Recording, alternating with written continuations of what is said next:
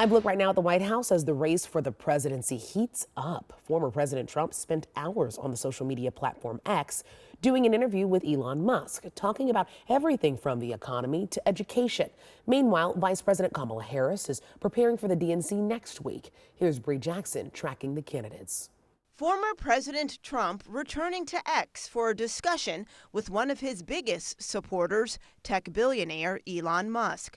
Trump recounting his assassination attempt. For those people that don't believe in God, I think we got to all start thinking about that. You have to, I'm a believer now. I'm more of a believer, I think. Mr. Trump going on to criticize his political opponent, Vice President Harris. Kamala was the border czar. Now she's denying it. Everything that I do, she's saying she was strong on the border. We're going to be strong. Trump telling Musk if elected to a second term, the U.S. would have the largest deportation in history. He also laid out other parts of his agenda. I want to close up Department of Education, move education back to the states. The Harris campaign releasing this statement, calling the interview unhinged and stating that Trump's extremism and dangerous Project 2025 agenda is a feature, not a glitch, of his campaign.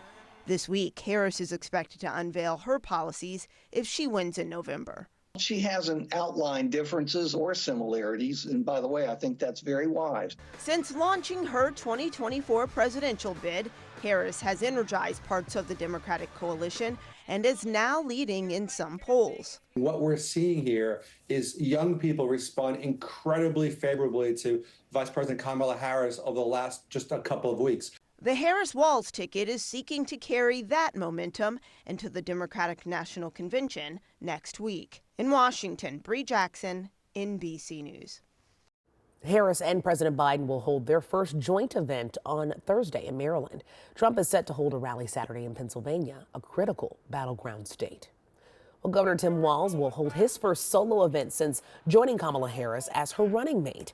This is part of a 3-day, 5-state dash to raise money for the campaign. Walz will be in Los Angeles today before headlining a fundraiser in Newport Beach. He'll then move on to Denver and Boston tomorrow, then Rhode Island and New York on Thursday.